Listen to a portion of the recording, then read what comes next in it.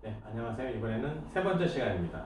저번 시간에는 조세 법률주의, 조세 평등주의를 했고요. 실질과세 개념 하다가 잠깐 쉬고 다시 시작하는 겁니다. 책을 보시면, 교재를 보시면 120페이지 의 첫 번째 줄, 법적 형식이나 외관에 불구하고 실질에 따라 세법을 해석하고 요건 사실을 인정한다. 그런 원칙이고요.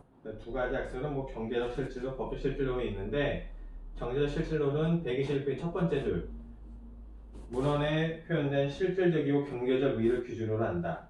그 다음에 법적 실질론은 첫 번째 줄, 경제적 개념보다는 좀 소극적이고 제한적인 개념입니다. 이 정도만 알아두시면 되고요. 구체적인 내용은 없죠. 구체적인 내용 지우고, 구체적 내용을 보시면 동그라미 1번, 귀속에 관한 실질주의, 귀속에 관한 실질주의.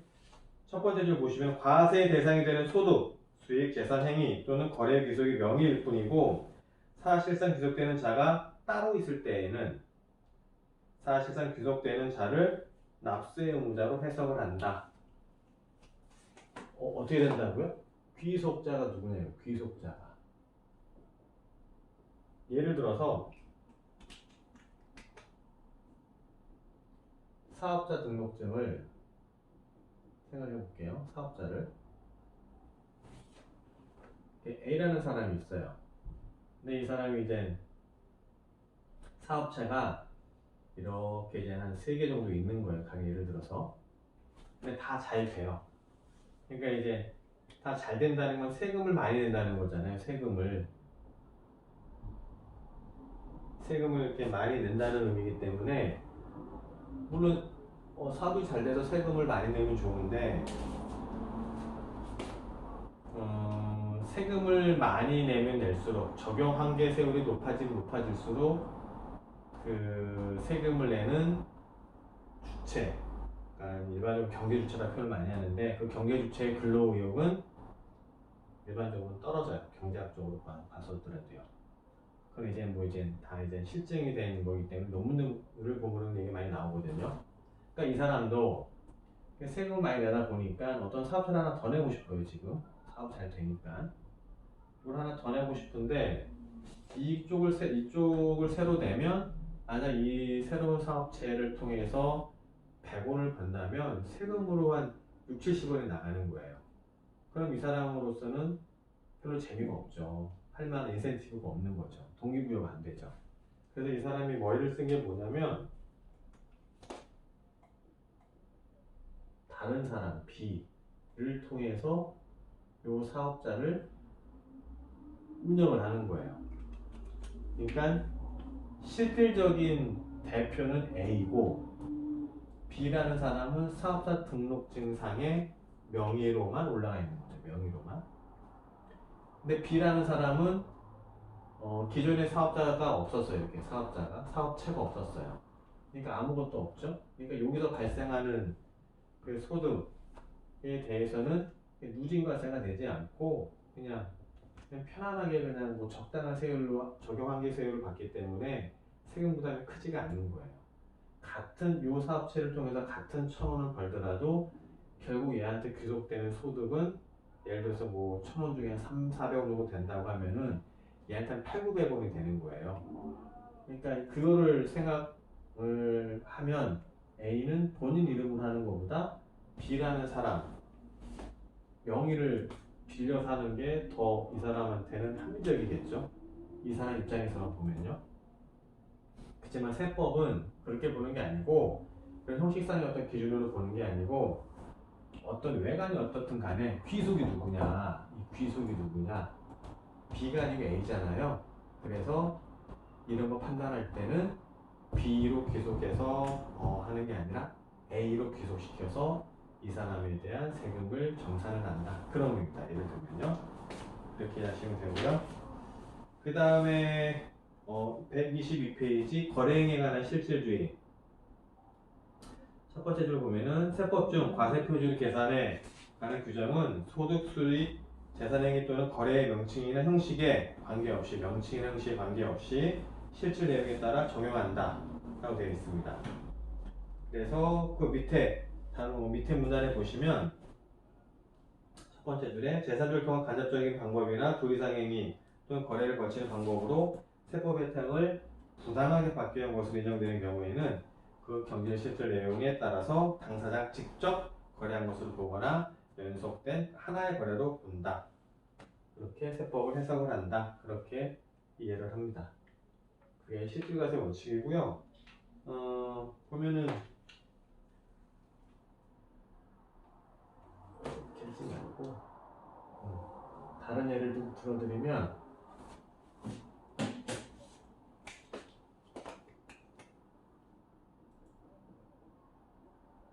이 사람이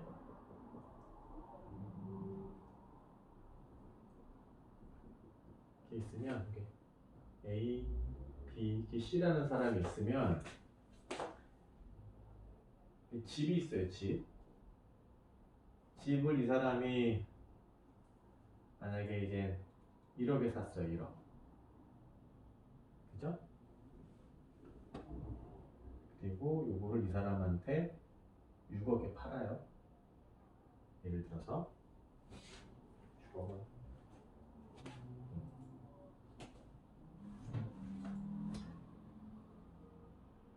그리고 이걸 갖다가 이 사람한테 뭐 예를 들어서 만약에 한 10억에 판다고 가정을 해봅시다. 10억에 판다고. 이런 애도 4억이라고 4억이라고. 그러니까 정상적인 제3자와의 거래라면 뭐 여기서 이렇게, 그죠?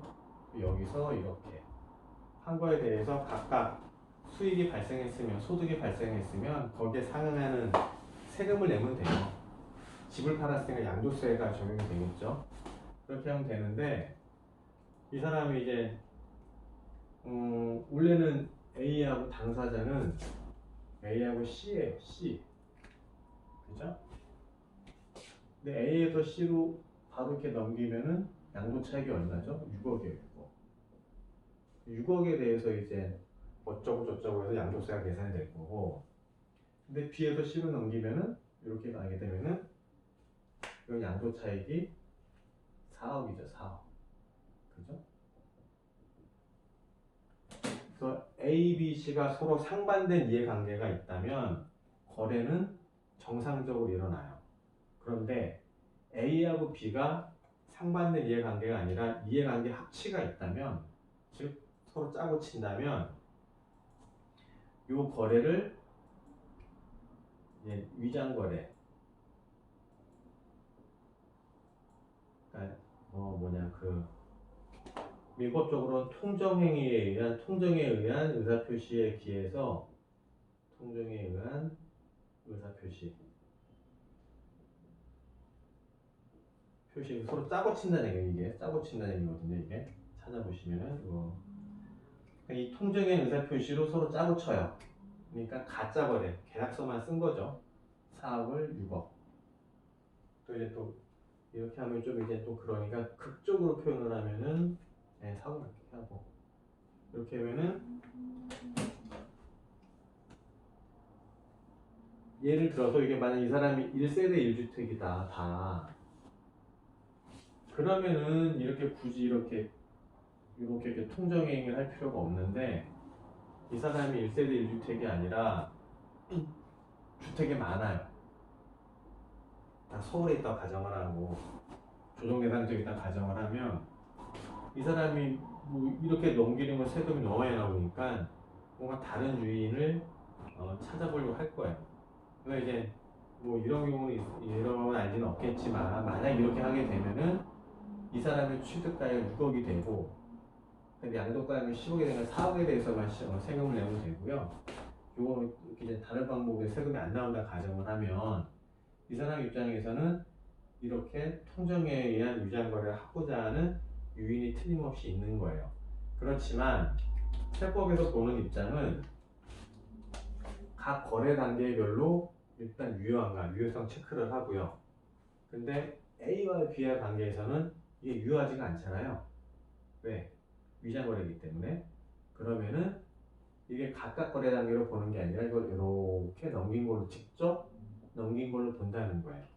그래서 여기 122페이지 동그라미 2번의 두 번째 문단 보면은 경쟁 실질 내용에 따라 당사자가 직접 A가 C한테 직접 거래한 것으로 보거나 각각 거래가 아니라 하나의 거래, 연속된 하나의 행위나 거래를 한 것으로 본다. 이게 그런 의미입니다. 이게 이해되시죠? 이렇게 이해하시고 이건 실질과세 원칙입니다. 실질과세 원칙 이렇게 이해하시면 되고요.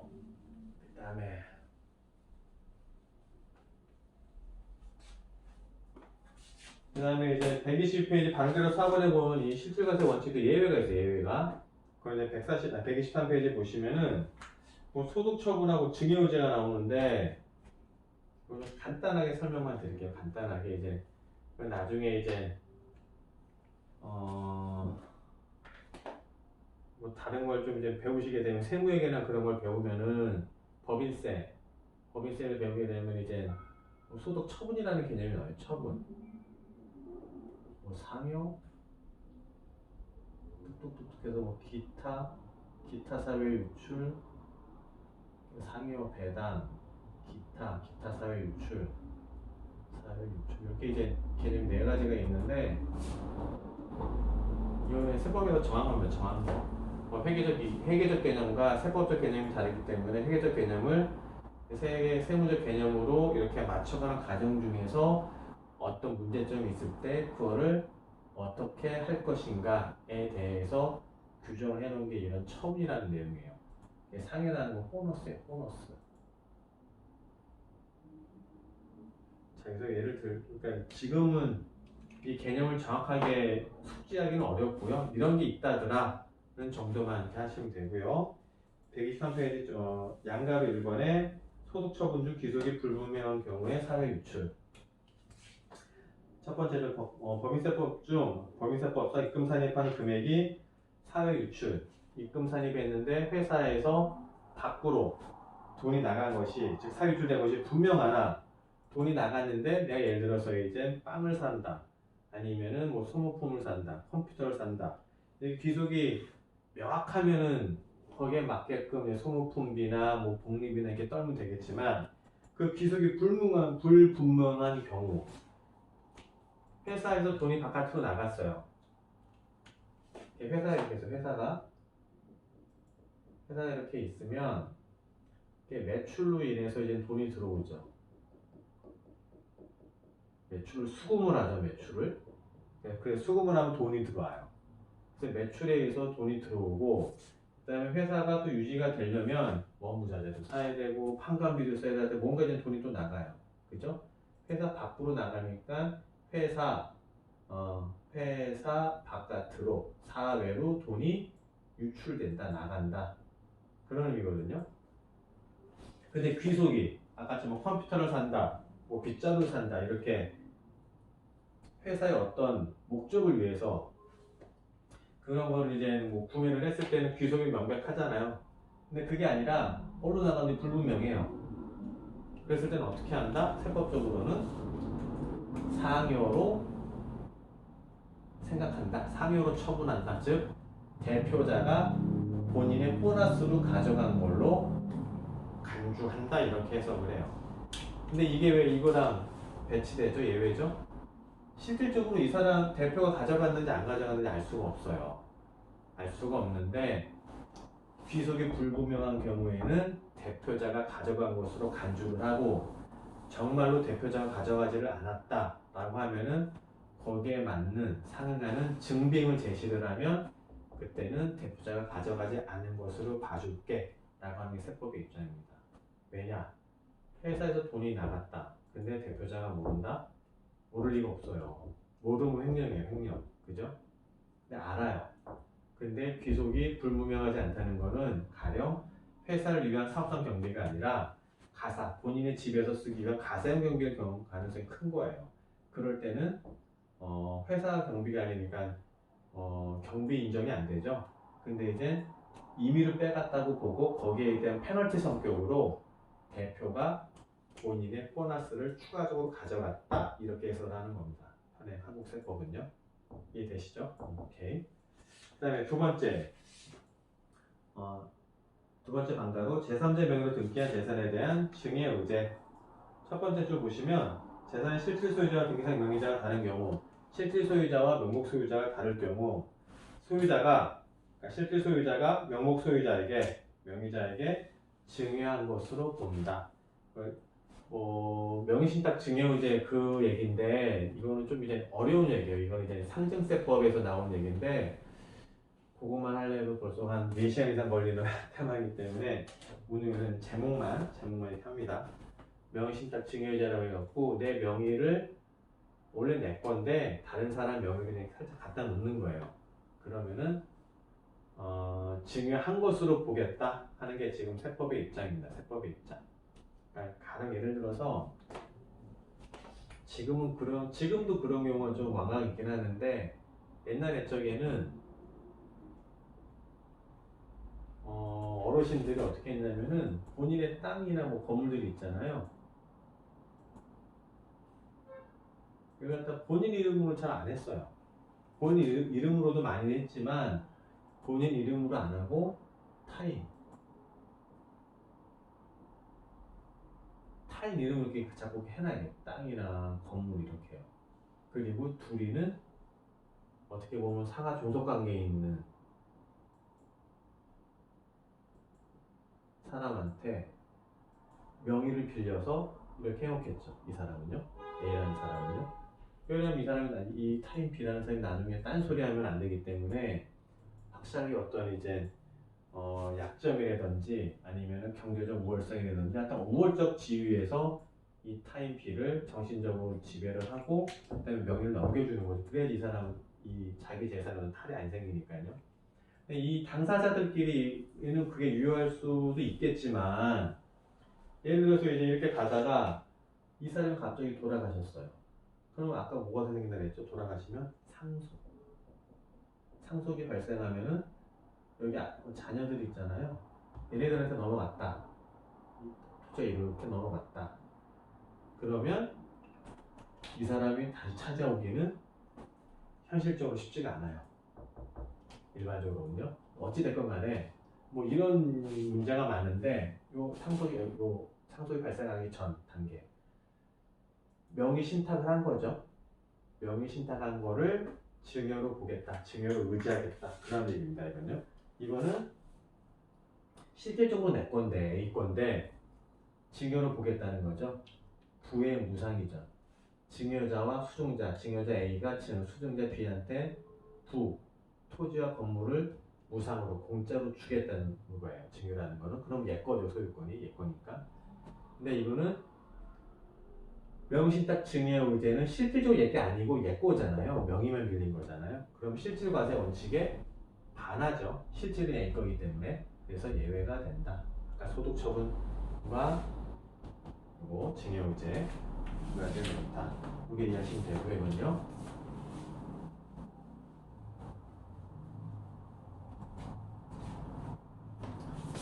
자, 그 다음에 123페이지 신의성실의 원칙, 신의칙이라고 합니다. 이 개념은 굉장히 중요합니다. 굉장히 매우 중요합니다.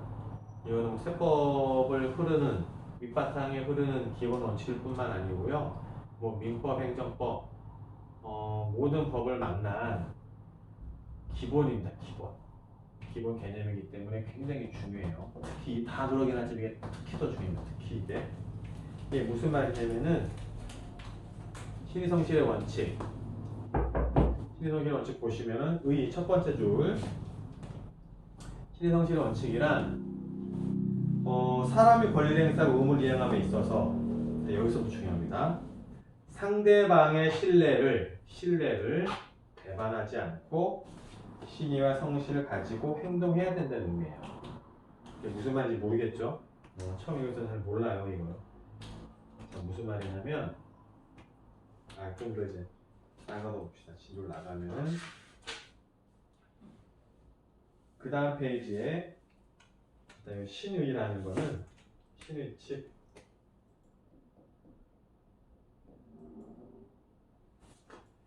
신의칙이라는 거는 신의 성실의 원칙.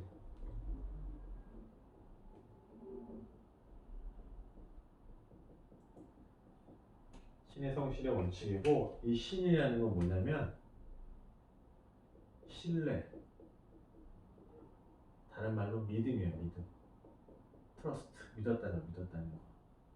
저 사람 믿었다는 거야. 그 믿음을 저 사람이 배반하면 안 되죠. 그리고 나는 배반당하면 안 되죠. 그런 의미예요. 그런 의미. 구체적인 예를 보도록 합시다. 그 전에 124페이지 적용 요건. 굉장히 중요합니다. 이거 5가지가. 첫 번째 동그라미, 납세자의 신뢰의 대상이 되는 과세관청에 공적인 견해 표현이 있어야 된다. 두 번째, 과세관청의 원동을 신뢰하고 납세자의 규책 사유가 없어야 된다. 세 번째, 납세자가 과세관청의 원동에 대해 신뢰를 기초로 해서 어떤 행위를 해야 된다. 네 번째, 과세관청이 당초 원동에 반하는 어떤 처분, 적법한 행정처분을 해야 된다. 다섯 번째, 그 처분에 의해서 납세자가 불이익을 받아야 된다. 효과, 이상 같은 요건이 충족되면 과세관청의 처분은 적법한 것임에도 불구하고 신의 성실의 원칙을 위반한 것으로 어떻게 될 수 있다? 무효가 아니에요. 요건이 충족이 되면 처음으로 거슬러 올라가서 소급해서 효과를 없앤다. 취소할 수 있다는 거예요. 취소할 수 있다는 게 판례와 통설의 입장이고요. 그래서 이게 신의칙입니다. 신의칙. 판례라는 거는 대법원. 우리나라 3심제잖아요. 선거는 2심제지만 일반적으로 3심제인데 그 대법원 판례 아니면 두 번째 법원은 고등법원. 이거는 이제 대법원 판례긴 한데 대법원 판례로 이렇게 돼 있는 거고요. 통설이라는 건 뭐냐면은 학설이 여러 가지가 있어요. 그러니까 A학파, B학파, C학파 교수님들이 이제 본인의 견해에 따라서 뭐 이게 나는 이게 맞는 것 같다. 다른 교수님은 난 저게 맞는 것 같다. 이렇게 되면은 학파가 아니에요. 학파가. 그죠? A학파, B학파, C학파 쭉 있는데 대부분의 이제 학파들이 비슷한 견해, 똑같은 견해를 갖는다 하면 그걸 다 통설이라고 해요. 통설. 그리고 그러지 않고 좀 일부 별로 없는 견해들은 뭐 소수 의견 이렇게 표현을 합니다. 근데 지금 이렇게 됐을 때는 적법한 행정처분임에도 불구하고 소급에서 처음부터 취소할 수 있다라고 하는 게 뭐하고 통설과 판례 입장입니다. 판례 입장. 이거 좀 다시 한번 구체적으로 볼게요.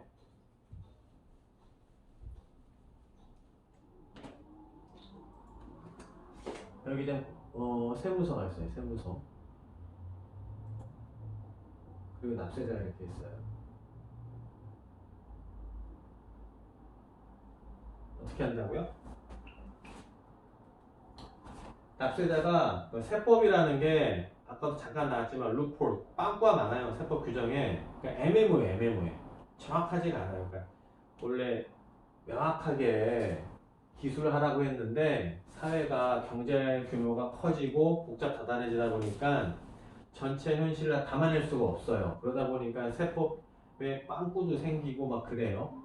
그러다 보니까 납세자가 뭔가 좀 애매모호한 거야. 이걸 이렇게 판단을 해서 세무처리를 해야 되는지 저렇게 판단해야 되는지 잘 모르겠어요. 그래갖고 과세관청에서 물어봐요. 그죠? 질의를 하죠. 그러면은 과세관청이 뭐 전화로 하고 뭐 이러면은 나중에 뭐 전화 뭐냐 안 했다면 그만이기 때문에 이 납세자는 그런 경우에 이렇게 해서 문서로 받아요. 아, 당신이 질문한 거는 당신이 얘기했던 ABC 방법 중에 우리 관서에서 이렇게 검토해 봤더니 A라는 방법으로 처리하는 게 맞습니다. 이렇게 이제 공적으로 문서가 와문 공적인 의사표시를 한 거예요. 이해됐죠? 그러면은 그러고 나서 납세자는 그럼 A라는 방법이 맞구나. 요 A라는 방법에 기초해서 그대로 해요. 그렇게 뭐 세무처리를 해요. 그죠? 이걸 신뢰하고 처리하는데 어떤 불법이나 위법이나 그런 게 없어요. 그렇게 한 거예요. 그러니까 이해됐죠?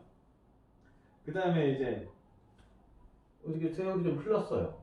근데 이제 이런 사례가 이렇게 있는데 나중에 세무서에서 보니까 맨 처음에 납세자가 제시했던 A, B, C 방법 중에 생각해 보니까 C가 맞는 거예요. C가 맞다고 하고, 아, 당신이 A로 한 거는 잘못됐습니다. A로 한 거는 잘못됐습니다. 다시 C로 해야 됩니다. 이게 맞으니까요. 생도 입장에서는요. 이렇게 해서 적법한 행정처분을 하는 거예요. 적법한 처분을. 그죠?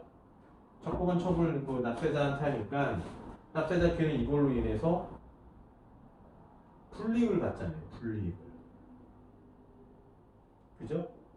이런 처분을 했는데 그냥 뭐 아무런 게 없으면 이익이나 손해가 없으면 문제가 안 생기겠지만 이 적법한 처분을 했음에도 불구하고 불이익이 발생을 한 거예요.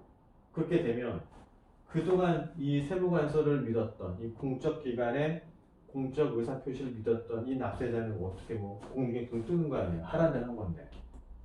그래서 그런 납세자가 믿던 신뢰는 보호받을 만한 가치가 있다. 신뢰보호의 원칙에 따라서 행정법에 나오는 말인데 신뢰보호 원칙에 따라서 이 신뢰는 보호해줘야 된다라는 게 대법원의 입장이에요. 그래서 설령 C라는 게 적법한 처분이나 할지라도 공적인 의사표시에 따라서 납세자가 적법한 어떤 행위를 하고 요거에 따라서 불이익을 받았다면 애시당초부터 요거는 C는 어떻게 할 수 있다? 취소할 수 있다는 거. 취소. 무효가 아니에요. 적법한 거기 때문에 원래부터 처음부터 법률효과가 없는 무효가 아니라 법률효과는 있지만 이렇게 한 요건 5가지를 충족하면 취소시킬 수 있다는 거예요. 취소. 그럼 납세자는 C로 하는 게 아니라 A로 처리한 방법은 옳게 인정을 받는다는 겁니다. 이해되시죠? 오케이. 그러면은 결론 해갖고 125일 결론 보시면 첫 번째 줄 신인이 성실의 원칙은 과세관청의 적법 행정처분을 취소함으로써 그 범위에서는 합법성을 이상하여 상실되는 법익보다는 신뢰익의 보호가치가 더욱 크다고 인정되는 개별적 구체적 사안에 한하여 적용되어야 할 것이다. 이게 무슨 말이냐면요.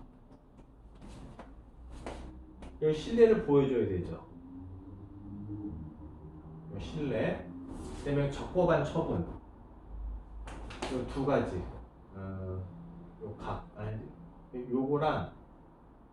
요거랑 비교하는 거예요. 비교를 해서 시소예요. 시소.